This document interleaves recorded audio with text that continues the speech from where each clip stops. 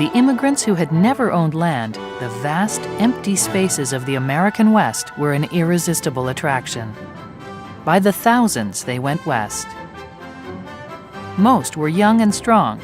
Taming a wilderness was not for the weak. Farmers, ranchers, and miners all competed for land. Very few held legal title. The settling of the American West was a dirty, violent, and for many, deadly adventure.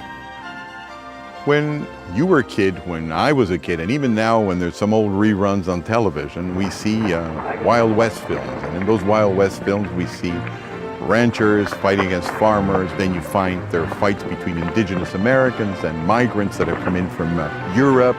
All right, you do. Get him up. Come on, get him up and get over there. Not everybody agreed, not only on who owned what among farmers or who had the right to graze here or there among ranchers, but literally between the farmers and the ranchers. The whole idea of the 18th and 19th century United States is fraught with all of these romantic films with violence, but it was really a fight to find out how they could live together eventually without fighting, because it caused a lot of deaths and it caused, of course, a lot of misery. Through most of the 19th century, the squatters were a hated presence on the frontier, as they are in many parts of the world today. But in America, squatters ultimately became legitimate landowners, and how that happened defined property law in the new republic.